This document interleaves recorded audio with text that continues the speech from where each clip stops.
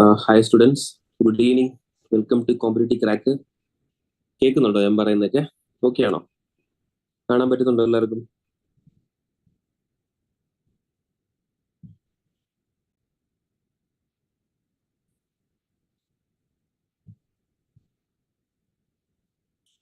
I hope എല്ലാവർക്കും കാണാൻ പറ്റുന്നുണ്ട്.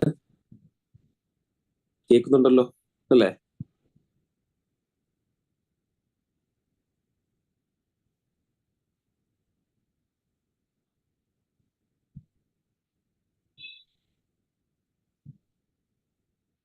ഓക്കെ, കേൾക്കാം. Okay, fine. അപ്പോൾ welcome back to current affairs. നമ്മൾ ഈ ആഴ്ച നടന്ന ഇമ്പോർട്ടൻറ്റ് കുറച്ച് കാര്യങ്ങൾ ഡിസ്കസ് ചെയ്യേ. നമ്മുടെ 11ാമത്തെ കറണ്ട് അഫയേഴ്സ് ആണ്. നമുക്ക് ഡയറക്റ്റ് ടോപ്പിക്കിലോട്ട് കയറാണ്. ഓക്കെ, ആദ്യം defence minister Rajnath Singh attended the 10th ASEAN Defense Meeting Plus. ഇങ്ങനെയാണ് ന്യൂസ് പേപ്പർ കണ്ടത്. അപ്പൊ സംതിങ് റിഗാർഡിംഗ് ആസിയാൻ ആണ്. അപ്പൊ defence minister Rajnath Singh attended the 10th ASEAN Defense Meeting Plus. അപ്പൊ ആസിയാൻ നമുക്കറിയാം അല്ലെ, association of south east Asian Nations. Association of south east Asian Nations. അതിന്റെ എന്ത് മീറ്റിംഗ് എപ്പം നടന്ന്? 10th ഡിഫൻസ് മീറ്റിംഗ് പ്ലസ് നടന്നു. അതെവിടെ വെച്ചാ നടന്നത്? It was held in Jakarta, Indonesia. It was held in Jakarta, Indonesia. അപ്പൊ നോർമലി നമ്മൾ പേപ്പറിൽ കാണുന്ന ഇങ്ങനെയായിരിക്കും. അപ്പൊ അതിൽ നിന്ന് നമുക്ക് ഒരു സാധനം കിട്ടി, ഡിഫൻസ് മീറ്റിംഗ് പ്ലസ് നടന്നു. എവിടെ വെച്ചാ നടന്നു? ജക്കാർത്തയിൽ നടന്നു. അപ്പൊ അതിന്റെ കൂടെ എന്ത് ചെയ്യണം? അവരുടെ ഹിസ്റ്ററിയും കൂടെ ഒന്ന് പഠിച്ചു വെക്കണം ആസിയാന്റെ. അപ്പൊ ASEAN was established on 8th August 1967. എല്ലാ സമിറ്റും നമ്മൾ നോർമലി ഓരോ വർഷവും BRICS, SAARC, ASEAN, G20, SCO, Asia Pacific, NATO, European summit, United Nations summit, ഇതൊക്കെ കാണുമ്പോൾ നോക്കി വെക്കണേ. അതിന്റെ കറണ്ട് അഫയേഴ്സ് നോക്കണം. പ്ലസ് അതെന്നാ വന്ന, എത്ര കൺട്രീസ് ഉണ്ട്, അതിന്റെ ഹെഡ് ക്വാർട്ടേഴ്സ് എവിടെയാണ്, അത് എപ്പോഴും പഠിച്ചു വെക്കണേ. അത് സ്ഥിരം എക്സാമിൽ ചോദിക്കുന്ന ഒരു സാധനമാണ്. അപ്പൊ ASEAN was established on 8th August 1967. Clear? അതിൽ എത്ര മെമ്പേഴ്സ് ഉണ്ട്? കേൾക്കാൻ പറ്റുന്നുണ്ടോ? ഓക്കെ അല്ലേ? ഇപ്പോ കുഴപ്പമില്ലല്ലോ.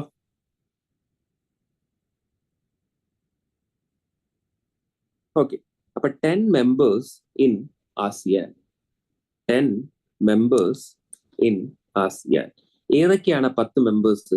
Indonesia, Malaysia, Philippines, Singapore, Thailand, Brunei, Vietnam, Laos, Myanmar, Cambodia. ഇതാണ് 10 കൺട്രീസ് ഇൻ ആസിയാൻ. കണ്ടോ? അപ്പൊ ഇന്ത്യ ഒരു മെമ്പർ ആണോ ആസിയാന്റെ? അല്ല. India is not a member of ASEAN. അതെപ്പോഴും ഓർത്ത് വെച്ചോണേ. ഇന്ത്യ ബ്രിക്സിന്റെ മെമ്പർ ആണ്, ഇന്ത്യ സാർക്കിന്റെ മെമ്പർ ആണ്. ബട്ട് ഇന്ത്യ മെമ്പർ അല്ല. ഏതിന്റെ? ആസിയാന്റെ മെമ്പർ അല്ല. അപ്പൊ defence minister Rajnath Singh attended the 10th ASEAN defence meeting plus എന്നുള്ള വാക്ക് ഓർത്ത് വെച്ചോണേ. ഞാൻ അടുത്ത സ്ലൈഡിൽ പറഞ്ഞുതരാം. അപ്പൊ എവിടെ വെച്ചാ നടന്നത്? ജക്കാർത്തയിൽ വെച്ചിട്ടാണ് നടന്നത്. എന്നാണ് ആസിയാൻ വന്നത്? 8th August 1967. എത്ര കൺട്രീസ് ഉണ്ട്? 10 കൺട്രീസ് ഉണ്ട്. ആ 10 കൺട്രീസിൽ ഇന്ത്യ ഉണ്ടോ? ഇല്ല. ഏതൊക്കെ കൺട്രീസ് ആണ്? ആ സൗത്ത് ഈസ്റ്റ് ഏഷ്യയിൽ കിടക്കുന്ന കൺട്രീസ് ആണ്. Indonesia, Malaysia, Philippines, Singapore, Thailand, Brunei, Vietnam, Laos, Myanmar and Cambodia. Okay, ഇനി നമുക്ക് അടുത്ത സ്ലൈഡിലോട്ട് പോകാം. Bangkok declaration of 1967 formerly established what? The ASEAN. അപ്പൊ ഏത് ഡിക്ലറേഷൻ കാരണമാണ് ആസിയാൻ വന്നതെന്ന് വെച്ചാൽ Bangkok declaration of 1967 formally established ASEAN. അപ്പൊ ഞാൻ പറഞ്ഞു, കണ്ടോ, how many countries are there in ASEAN? 10 countries are there. India member ആണോ? അല്ല. India is not a member of ASEAN. ASEAN summit നടക്കുന്നതെന്ന് വെച്ചാൽ ആകെപ്പാടെ 10 കൺട്രീസ് ആയിരിക്കും കൂടുന്നത്. ഇന്ത്യ ആസിയാൻ കരാർ വല്ലതും നടക്കുവാണെങ്കിൽ ആ 10ഉം ഇന്ത്യയും കൂടിയായിരിക്കും മീറ്റിംഗ് നടത്തുന്നത്. അപ്പൊ India is a member of ASEAN +3+3. ഇത് മറക്കരുത്. ഇങ്ങനെയായിരിക്കും നിങ്ങൾ കാണുന്നത്. India is a member of ASEAN +3+3. ഈ +3 ഇന്ത്യ വരുന്നത്. അല്ലാതെ സെപ്പറേറ്റ് ആസിയാൻ ചോദിച്ചാൽ ഇന്ത്യ മെമ്പർ ആണോ? അല്ല. ക്ലിയർ? അപ്പൊ ഹെഡ് ക്വാർട്ടേഴ്സ് ഓഫ് ആസിയാൻ എവിടെയാ? Headquarters of ASEAN is in Jakarta. അതെവിടെയാ? Indonesia. Headquarters of ASEAN is in Jakarta, Indonesia. അപ്പൊ എന്താ നടന്നത്? ഡിഫൻസ് മീറ്റിംഗ് പ്ലസ് നടന്നു. എവിടെ വെച്ചാ നടന്നത്? ജക്കാർത്ത വെച്ച് നടന്നു. അപ്പൊ അത് നമ്മൾ കറണ്ട് അഫയേഴ്സ് ആയിട്ട് പഠിച്ചു. കൂടെ എന്ത് പഠിച്ചു? ആസിയാൻ ഡീറ്റെയിൽ ആയിട്ട് പഠിച്ചു. അപ്പൊ ആസിയാനിൽ ഇന്ത്യ മെമ്പർ ആണോ? അല്ല. India is a member of ASEAN +3+3. അത് പണ്ട് എക്സാമിൽ ചോദിച്ചിട്ടുണ്ടേ, അതുകൊണ്ട് എടുത്ത് ഞാൻ പറയുന്നത്. India is not a member of ASEAN, India is a member of ASEAN +3+3. കിട്ടിയോ?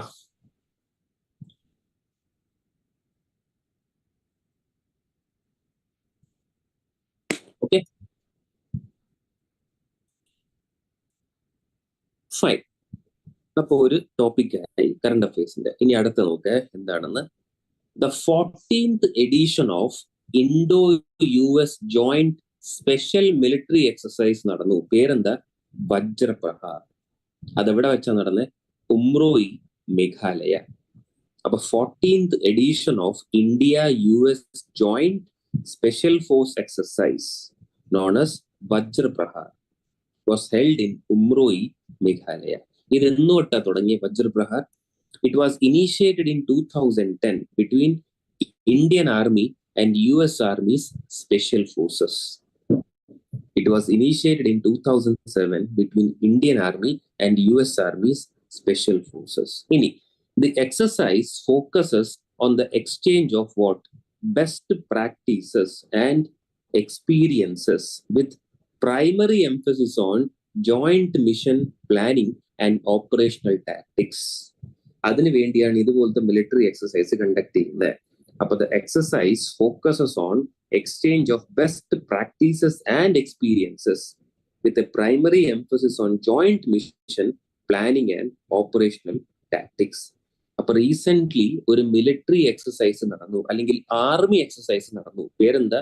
വജ്രപ്രഹാർ. എത്രാമത്തെയാ? 14th ആണ്. എവിടെ വെച്ചാ നടന്നത്? ഉംറോയി. ഉംറോയി എവിടെയാ? മേഘാലയ. അപ്പൊ അതുപോലെ ഒരു ആർമി എക്സസൈസ് കൂടെ ഉണ്ട്.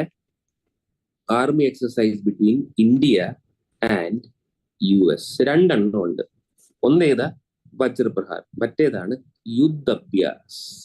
ചില സമയത്ത് ഇതുപോലത്തെ കൂടെ നിങ്ങൾ കാണും. അപ്പൊ Vajraprahar and Yudhabhyas are important military exercises between Indian army and US army. ഒരു എയർഫോഴ്സ് എക്സസൈസ് ഉണ്ട് ബിറ്റ്വീൻ ഇന്ത്യ ആൻഡ് US. അതിന്റെ പേരാണ് റെഡ് ഫ്ലാഗ്. അതിന്റെ പേരാണ് റെഡ് ഫ്ലാഗ്. ചിലപ്പോ ഒരു നേവൽ എക്സസൈസ് കാണും, അതിന്റെ പേരാണ് മലബാർ. നോക്കണേ, ഇതൊക്കെ ചിലപ്പോ പല രീതിയിൽ എക്സാമിൽ ചോദിക്കാട. മലബാർ ആണ് പേര്. അതായിരുന്നു തമ്മില? India, US, Japan. ഇനി ചിലപ്പോ ഓസ്ട്രേലിയയും കൂടെ വരും. That is naval exercise. ഇപ്പൊ നമ്മൾ എന്താ പഠിച്ച്? Joint military exercise between India and US. പേരെന്താ? വജ്രപ്രഹാർ. ചില സമയത്തിന്റെ പേരെന്തായിരിക്കും? Yudhabhyas. Air force exercise red flag. Naval exercise between India, US, Japan. ഇനി ഫ്യൂച്ചറിൽ ഓസ്ട്രേലിയയും വരും. അതിന്റെ പേരെന്താ? മലബാർ. അപ്പൊ ഇതുപോലത്തെ ഏതെങ്കിലും മാസം അല്ലെങ്കിൽ ഏതെങ്കിലും സമയത്ത് നടക്കുമ്പോൾ ഈ ഡീറ്റെയിൽസ് ഒക്കെ നിങ്ങൾ കാണും. ഇപ്പൊ റീസെന്റ് എന്താ നടന്നത്? വജ്രപ്രഹാർ നടന്നു. അത് എത്രാമത്തേതായിരുന്നു? 14th ആയിരുന്നു. ആയിരം തമ്മിലായിരുന്നു? India, US. ഇപ്പൊ ചോദിക്കുന്നത് എവിടെ വെച്ചാ നടന്നതെന്നാ. അപ്പൊ എവിടെയാ? ഉംറോയി, മേഘാലയ. ഓക്കെ, അപ്പൊ നമ്മുടെ രണ്ടാമത്തെ ടോപ്പിക്കായി. കിട്ടിയോ? അപ്പൊ ആദ്യം എന്താടാ പഠിച്ചേ? നമ്മളൊരു സമിറ്റ് പഠിച്ചു അല്ലെ? പേരെന്താ? ആസിയാൻ. അപ്പൊ അതിന്റെ എന്താ നടന്നത് ആ ഡീറ്റെയിൽ ആയിട്ട് പഠിച്ചു. ഇപ്പൊ നമ്മൾ എന്താ പഠിച്ചത്? ഒരു മിലിറ്ററി എക്സസൈസ്. അത് ഡീറ്റെയിൽ ആയിട്ട് നോക്കി. കൂടെ അഡീഷണൽ ആയിട്ട് നമ്മൾ വേറെ മിലിറ്ററി എക്സസൈസ് നോക്കി, ഇന്ത്യ, US. പിന്നെ ഒരു എയർഫോഴ്സ് എക്സസൈസ് നോക്കി. പിന്നെ ഇപ്പൊ റീസെന്റ് എന്താ ചിലപ്പോൾ ചോദിക്കാം, മലബാർ നടക്കും. ചിലപ്പോൾ നടക്കുമ്പോൾ അതും ചോദിക്കാം. അതും ഡീറ്റെയിൽ ആയിട്ട് പഠിച്ചു. അപ്പൊ നമ്മൾ രണ്ടെണ്ണം കഴിഞ്ഞു. ഓക്കെ ആണോ? കിട്ടുന്നുണ്ടോ എല്ലാവർക്കും?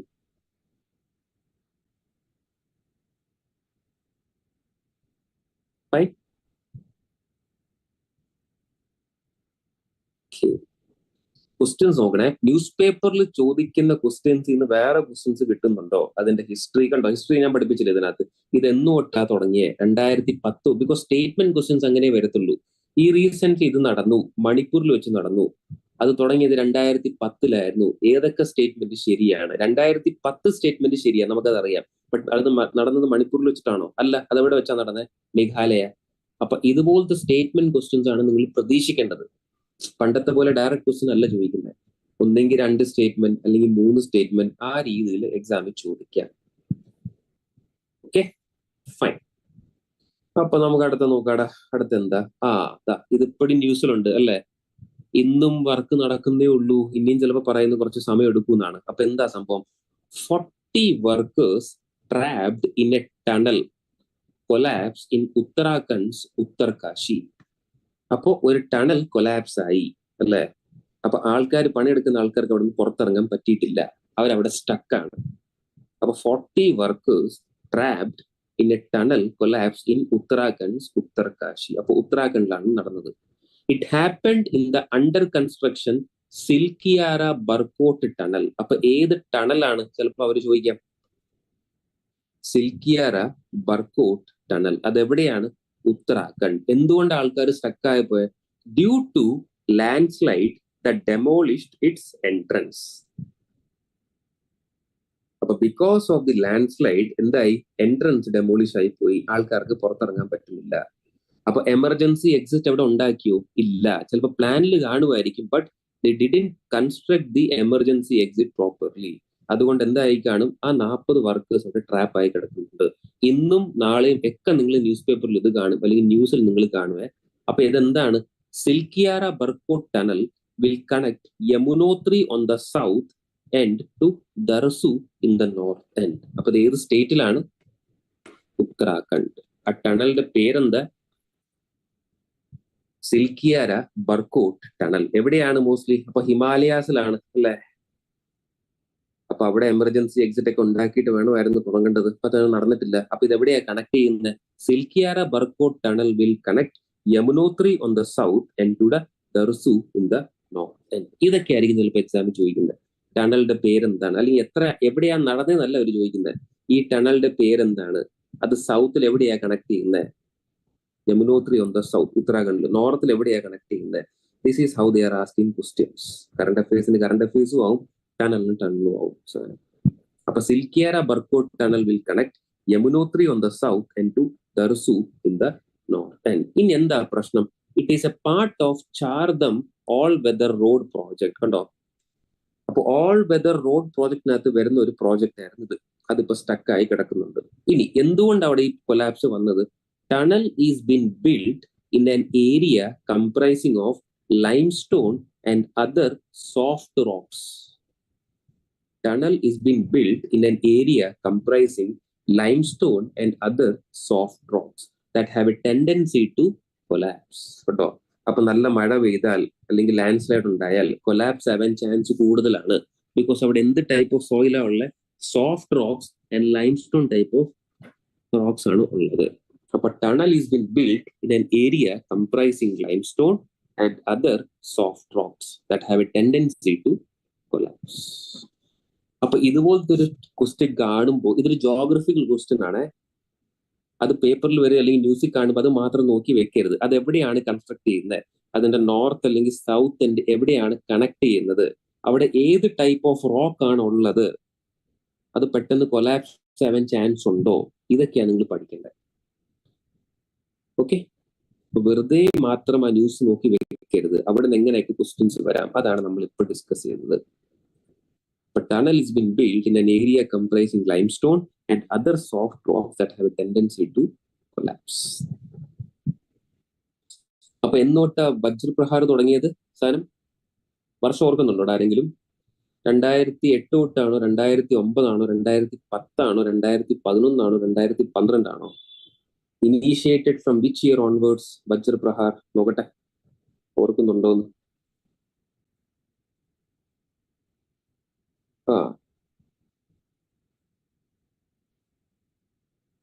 വരട്ടെ, ആണെന്നല്ലേ?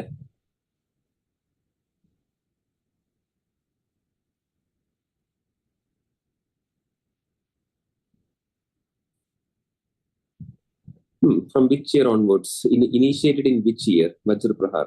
2014 ഇപ്പൊ നടന്നേ. അപ്പൊ ഏത് വർഷമായിരിക്കും? 2010 തൊട്ടായിരിക്കും അല്ലേടാ സംഭവം. ഓക്കെ.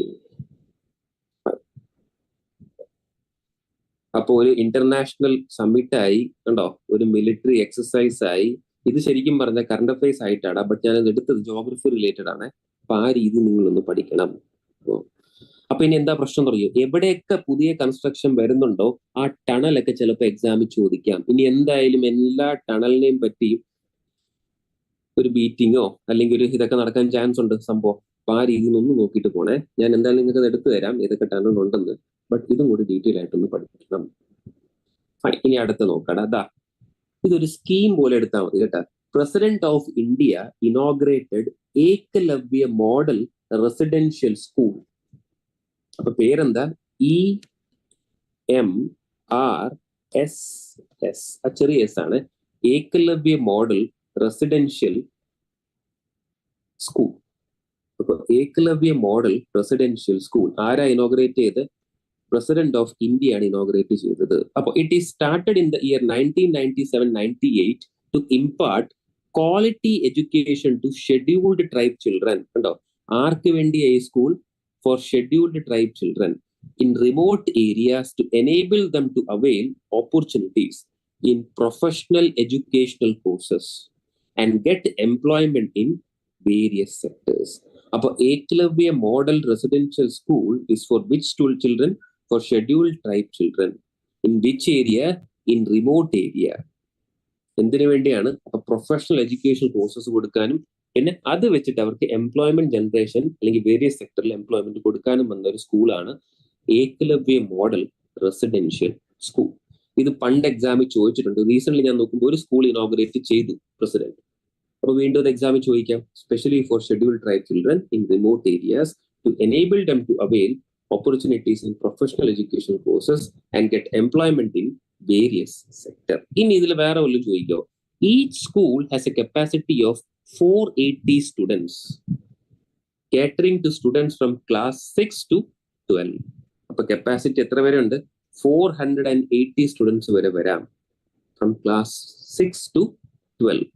ഇനി Eklavya model residential school is set up in state അല്ലെങ്കിൽ union territory with a grant under Article 275(1) of the Constitution. അപ്പൊ ഇവർക്ക് ഗ്രാന്റ് കൊടുക്കുന്നുണ്ട് എന്ന് വെച്ചാൽ ഫണ്ട് കൊടുക്കുന്നുണ്ട്. അണ്ടർ വിച്ച് ആർട്ടിക്കിൾ ആ കൊടുക്കുന്നത്? അണ്ടർ ആർട്ടിക്കിൾ 275(1) പ്രകാരം EMRS അകത്ത് ഫണ്ട് കൊടുക്കുന്നുണ്ട്. ആർക്ക് വേണ്ടിയാണ്? ഷെഡ്യൂൾഡ് ട്രൈബ് ചിൽഡ്രന് വേണ്ടിയാണ് അല്ലേ? അപ്പൊ ഏത് മിനിസ്ട്രി ആയിരിക്കും നോക്കിയെടുത്താൻ പോകുന്നത്? It comes under ministry of tribal affairs. It comes under Ministry of Tribal Affairs. It comes under Ministry of Tribal. അപ്പൊ എന്താണ് സ്കൂള്? ആർക്ക് വേണ്ടിയാണ്?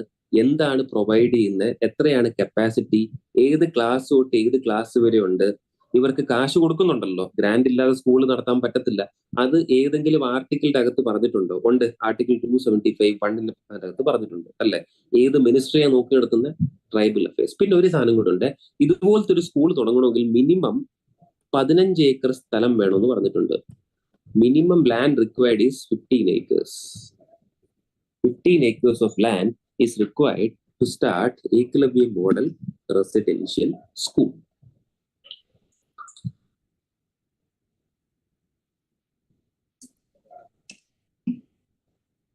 Eklavya model residential school. അപ്പൊ വേണമെങ്കിൽ ഇതൊരു പ്രോഗ്രാം ആയിട്ട് പഠിക്കാം, അല്ലെങ്കിൽ ഒരു സ്കൂളായിട്ട് പഠിക്കാം, അല്ലെങ്കിൽ ഒരു സ്കീമായിട്ടുള്ള പഠിക്കാം. It comes under which ministry? It comes under ministry of tribal affairs. പണ്ട് എക്സാമിൽ ചോദിച്ചിട്ടുണ്ട് ആർക്ക് വേണ്ടിയാണ്. ഇപ്പൊ ഞാൻ ആർട്ടിക്കിൾ തന്നിട്ടുണ്ട്. Which comes under which article? 275(1) of the constitution. Next, African group. ഇപ്പൊ ഇന്ത്യക്ക് നോക്കിയ റീസൺ നിങ്ങൾ കേട്ട് കാണും. ആഫ്രിക്കൻ യൂണിയൻ G20 മെമ്പറായി ഇന്ത്യയിലാണല്ലോ നടന്നത്. അപ്പൊ ഇന്ത്യക്ക് ആഫ്രിക്കൻ ഗ്രൂപ്പ്സുമായിട്ട് നല്ല റിലേഷൻഷിപ്പ് കീപ്പ് ചെയ്യാൻ ആഗ്രഹമുണ്ട്. അപ്പൊ ഇങ്ങനെ ന്യൂസ് പേപ്പർ കണ്ടടാ. അപ്പൊ നമുക്ക് എന്താണ് ആഫ്രിക്കൻ ഗ്രൂപ്പ് എന്ന് ആദ്യം നോക്കാം. It is one of the 5 United Nations regional groups. It is one of the 5 United Nations regional group. and is composed of 54 member states from African continent. അപ്പോൾ ആഫ്രിക്കയിൽ എത്ര countries ഉണ്ട്? ആഫ്രിക്കൻ കോണ്ടിനെന്റ് 54 കൺട്രീസ് ഉണ്ട്. അപ്പൊ total എത്രയാ പറഞ്ഞിരിക്കുന്നത്? 54 member States. അപ്പൊ it is one of the 5 United Nations regional groups and is composed of 54 member states from the African continent. The African group is the largest regional group and composed of 28% of all United Nations members. Total 193 members ഉണ്ടല്ലോടാ. അപ്പൊ the African group is the largest regional group. എത്ര members ഉണ്ട് അതിനകത്ത്? 54.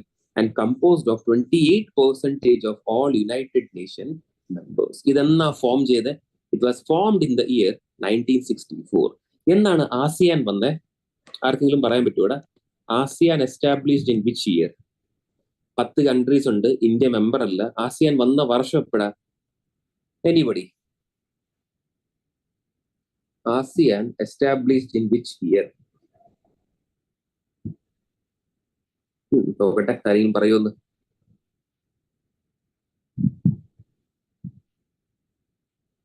ASEAN established in which year?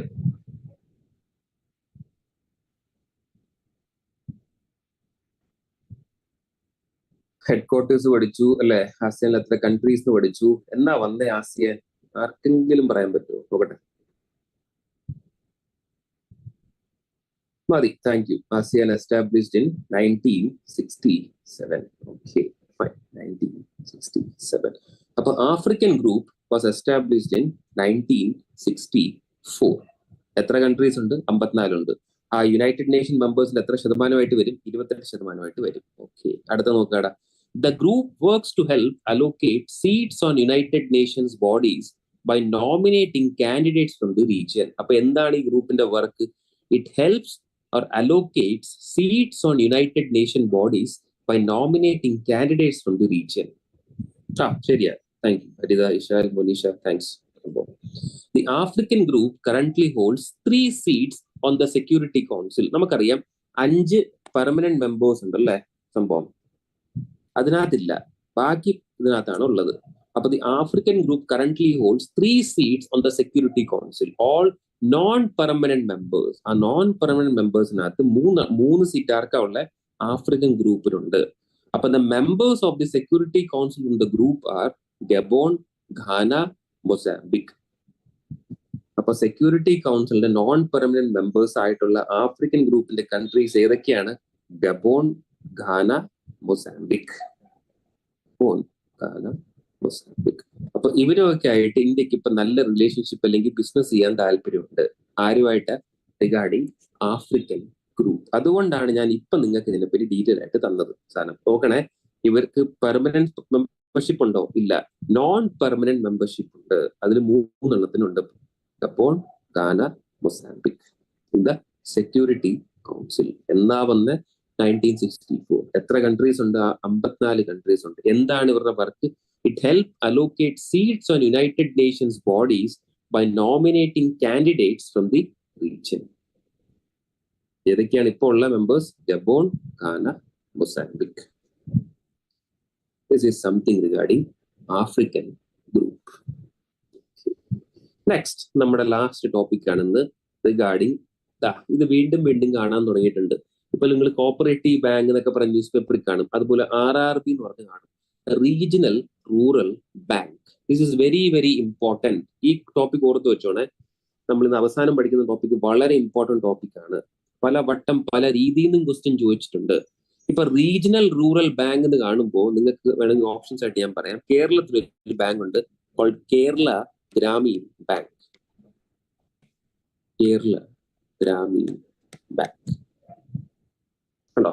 അപ്പൊ ഇതെന്താണ്? ഇതൊരു private bank അല്ല, അല്ലെങ്കിൽ ഇത് വലിയ ബാങ്ക് അല്ല. ഇതെന്താണ്? ഇതൊരു റീജിയണൽ റൂറൽ ബാങ്ക് ആണ്.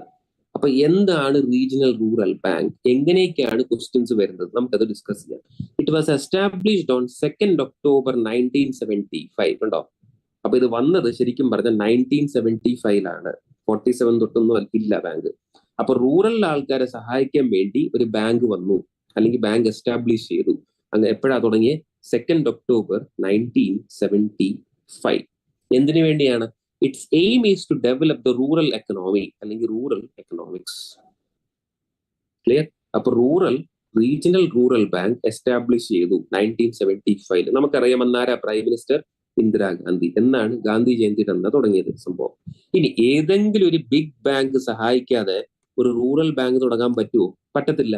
അപ്പൊ Syndicate Bank was the first bank to come with RRB. അപ്പൊ ആദ്യത്തെ റീജിയണൽ റൂറൽ ബാങ്ക് തുടങ്ങാൻ വേണ്ടി സഹായിച്ച ബാങ്കിന്റെ പേരെന്താ? Syndicate bank. തുടങ്ങി. എവിടെയാ തുടങ്ങിയ? It was started in Moradabad. അതെവിടെയാ? Uttar Pradesh. It was started in Moradabad, that is Uttar Pradesh. ഇനി റീജിയണൽ റൂറൽ ബാങ്ക് തുടങ്ങാൻ ഒരു മെയിൻ ബാങ്ക് സഹായിച്ചു. ആ മെയിൻ ബാങ്കിന്റെ പേരെന്താ? Syndicate bank. എവിടെയാ തുടങ്ങിയ? മൊറാദാബാദ്, ഉത്തർപ്രദേശ്. അതിനൊരു പേര് കൊടുക്കണ്ടേ? അപ്പൊ ഫസ്റ്റ് ഗ്രാമീൺ ബാങ്ക്, ഈ ഫസ്റ്റ് എന്നൊക്കെ പറയുമ്പോൾ ഹിന്ദിയിൽ എന്താ പറയുക? പ്രഥമ ഗ്രാമീൺ ബാങ്ക്. അപ്പൊ ഇന്ത്യയുടെ ആദ്യത്തെ ഗ്രാമീൺ ബാങ്കിന്റെ പേരെന്താ? പ്രഥമ ഗ്രാമീൺ ബാങ്ക്.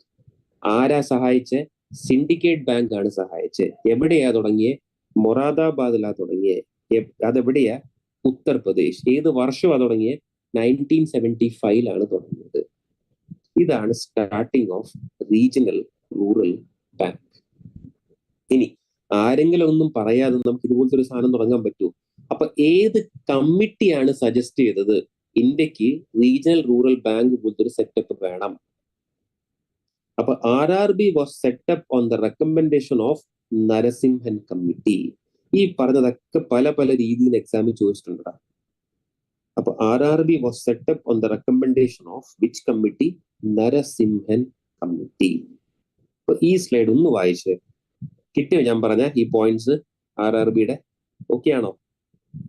ഇതിൽ കറണ്ട് അഫയേഴ്സ് ഉണ്ട്, ബാങ്കിങ് ഉണ്ട്, എക്കണോമി ഉണ്ട്. അതുകൊണ്ടാണ് ഈ സ്ലൈഡ് ഓക്കെ ആണോ എന്ന് പറയണേ. എന്നാൽ എനിക്ക് അടുത്ത സ്ലൈഡിലോട്ട് പോകാൻ പറ്റത്തുള്ളൂ. This is A very very important topic.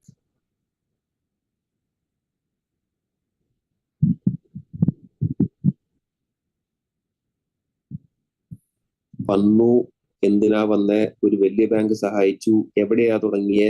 ആദ്യത്തെ RRB ബാങ്കിന്റെ പേരെന്താണ്? ഏത് കമ്മിറ്റിയാ സഹായിച്ചേ? കിട്ടിയോ? എല്ലാം ഓക്കെ ആണോ?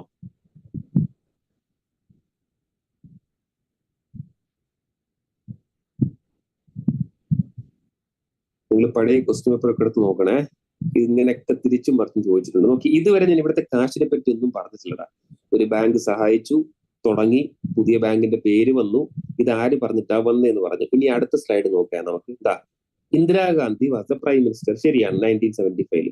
All RRBs R on core banking platform like other commercial banks. അത് പോട്ടെ, എല്ലാം കോർ ബാങ്കിങ്ങിനകത്ത് വരുന്നതാണ് പറഞ്ഞത്. ഇനി the area of operation of RRB is limited to a few districts in a state. അപ്പൊ എല്ലാ ജില്ലയിലും RRB ഉണ്ടാവണം നിർബന്ധമൊന്നുമില്ല കേട്ടാ. കുറച്ച് ജില്ലയിൽ ചിലപ്പോൾ കാണത്തുള്ളൂ. അപ്പൊ the area of operation of RRB is limited to a few districts in a state. അപ്പൊ ഈ സ്ലൈഡ് പോട്ടെ, വലിയ സംഭവങ്ങളൊന്നും ഇല്ല ഇവിടെ. അടുത്ത സ്ലൈഡ് വീണ്ടും വളരെ ഇമ്പോർട്ടന്റ് ആണ്. Funding pattern of RRB. ഇപ്പൊ RRBക്ക് ആരെങ്കിലും ഫണ്ട് കൊടുത്താലല്ലേ അവർക്ക് അവിടുത്തെ പാവപ്പെട്ടവർക്ക് കാശ് കൊടുക്കാൻ പറ്റത്തുള്ളൂ, വില്ലേജിലുള്ള ആൾക്കാർക്ക്. അപ്പൊ സപ്പോസ് അവർക്ക് ഒരു 100 രൂപ കിട്ടുവാണെന്ന് വെച്ചോ, ഒരു എക്സാമ്പിൾ ആയിട്ട് പറയുവാണ്. അപ്പൊ 50% ഫണ്ട് RRBക്ക് ആരാ കൊടുക്കുന്നത്? Central government. 15% fund will be given by state government. അപ്പൊ തന്നെ 65 remaining 35% fund will be given by sponsored bank.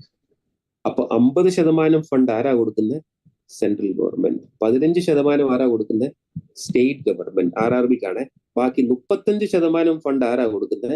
Sponsored bank. അപ്പൊ നിങ്ങൾ പറ, പ്രഥമ ഗ്രാമീൺ ബാങ്കിന്റെ സ്പോൺസർ ബാങ്കിന്റെ പേര് എന്തായിരിക്കും? പ്രഥമ ഗ്രാമീൺ ബാങ്ക് ഇന്ത്യയുടെ ആദ്യത്തെ ഗ്രാമീൺ ബാങ്ക് അല്ലേ? അവർക്ക് 35% ഫണ്ട് കൊടുത്ത ബാങ്കിന്റെ പേരെന്താ? ഒരു സ്പോൺസർ ബാങ്ക് കാണുമല്ലോ. ഇപ്പൊ നിങ്ങൾക്ക് ആ സ്പോൺസർ ബാങ്കിന്റെ പേരറിയാം. What is the name of the sponsor bank of Prathama Gramin bank? 50 state centre കൊടുത്തു, 15% സ്റ്റേറ്റ് കൊടുത്തു, 35% ആ സ്പോൺസർ ബാങ്ക് കൊടുത്തു. അപ്പൊ പ്രഥമ ഗ്രാമീൺ ബാങ്കിന്റെ പേരെന്താ? സ്പോൺസർ ബാങ്കിന്റെ അവരാണല്ലോ സഹായിച്ചേ അവരെ തുടങ്ങാൻ.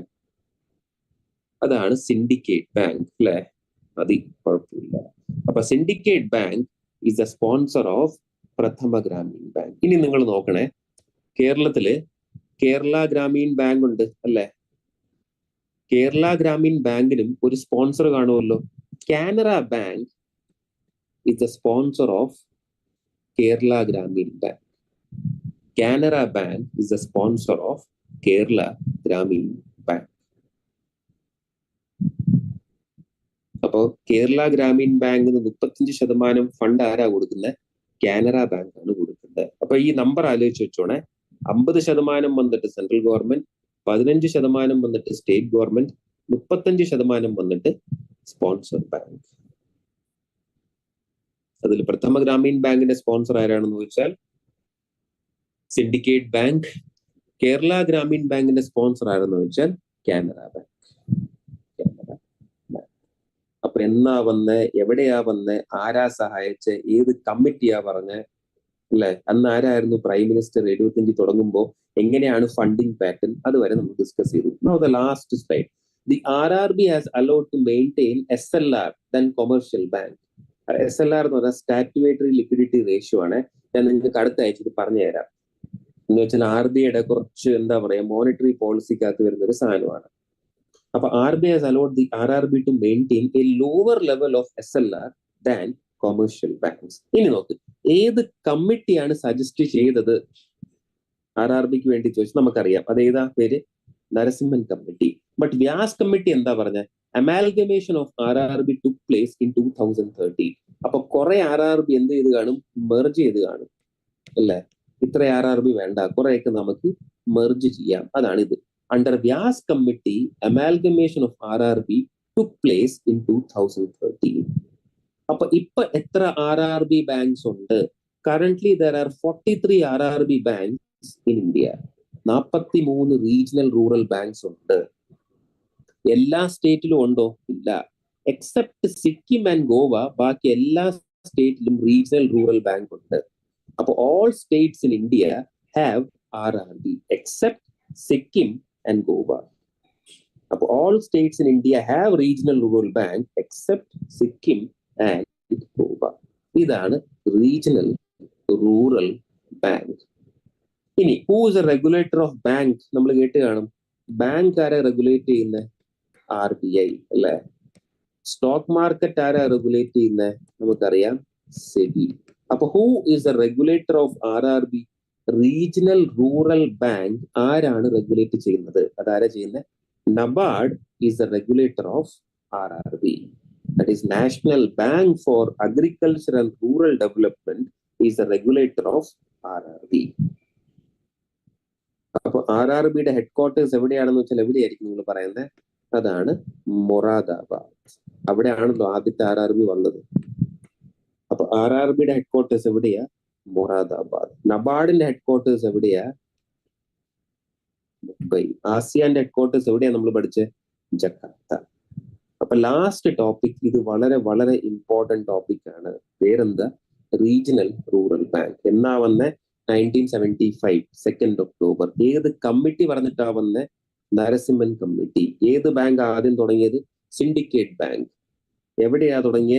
മൊറാദാബാദ്, ഉത്തർപ്രദേശ്. ആ ബാങ്കിന്റെ പേരെന്താ? പ്രഥമ ഗ്രാമീൺ ബാങ്ക്. എത്രയാ fund? 50% centre, 15% state, 35% sponsor bank. അപ്പൊ വ്യാസ് കമ്മിറ്റി എന്താ പറഞ്ഞത്? Amalgamation of RRB. അപ്പൊ ഇപ്പൊ എത്ര RRB ഉണ്ട്? 43. എല്ലാ സ്റ്റേറ്റിലും ഉണ്ടോ? ഇല്ല. സിക്കിം, ഗോവയിൽ ഇല്ല. ബാക്കി എല്ലാ സ്റ്റേറ്റിലും ഉണ്ട്. ആരാണ് ഇത് റെഗുലേറ്റ് ചെയ്യുന്നത്? NABARD is the regulator of regional rural bank. Normal ബാങ്ക്സിനെ പോലെയാണോ SLR മെയിൻറ്റെയിൻ? അല്ല, അതിന് കുറച്ച് ലെവൽ ഓഫ് SLR മെയിൻറ്റെയിൻ ചെയ്താൽ മതി സംഭവം. അപ്പൊ RBI has allowed RRB to maintain a lower level of SLR than commercial bank. അപ്പൊ ഫസ്റ്റ് നമ്മൾ എന്താ പഠിച്ചേ? ആസിയാൻ. ഡയറക്റ്റ് ആസിയാൻ പഠിച്ചില്ല അല്ലെ? ഒരു ഡിഫൻസ് പ്ലസ് മീറ്റിംഗ് കാരണം ആസിയാൻ പഠിച്ചു. പിന്നെ ഒരു മിലിറ്ററി എക്സസൈസ് പഠിച്ചു, വജ്രപ്രഹാർ. പിന്നെ ഒരു ടണൽ പഠിച്ചു അല്ലെ? 40 ആൾക്കാർ സ്റ്റക്കായി കിടക്കുന്നത്. അപ്പൊ അതിന് എക്സാമിൽ ചോദിക്കാൻ ചാൻസ് ഉണ്ട്. നമ്മൾ അതൊന്ന് ഡീറ്റെയിൽ ആയിട്ട് നോക്കി സംഭവം. ക്ലിയർ? പിന്നെ നമ്മളൊരു സ്കൂൾ പഠിച്ചു അല്ലേ, ഏകലവ്യ മോഡൽ റെസിഡൻഷ്യൽ സ്കൂൾ. അത് ഡീറ്റെയിൽ ആയിട്ട് നോക്കി. ഫോർ ഷെഡ്യൂൾഡ് ട്രൈബ് ചിൽഡ്രൻ ആണ്. 480 സ്റ്റുഡൻസ് ഉണ്ട് ഫ്രം ക്ലാസ് 6 to 12 എന്നൊക്കെ പറഞ്ഞിട്ട് അല്ലെ. എത്ര ഏക്കർ വേണം? മിനിമം 15 ഏക്കർ വേണം. ഏത് ആർട്ടിക്കിൾ ഗ്രാൻസിനെ പറ്റി പറഞ്ഞിരിക്കുന്ന ആർട്ടിക്കിൾ 275(1) പറഞ്ഞിട്ടുണ്ട് എത്ര ഗ്രാൻസ് കൊടുക്കണം എന്നൊക്കെ പറഞ്ഞിട്ട്. എല്ലാം കിട്ടിയോ? ഓക്കെ ആണോ? അവസാനം നമ്മൾ എന്താ പഠിച്ചത്?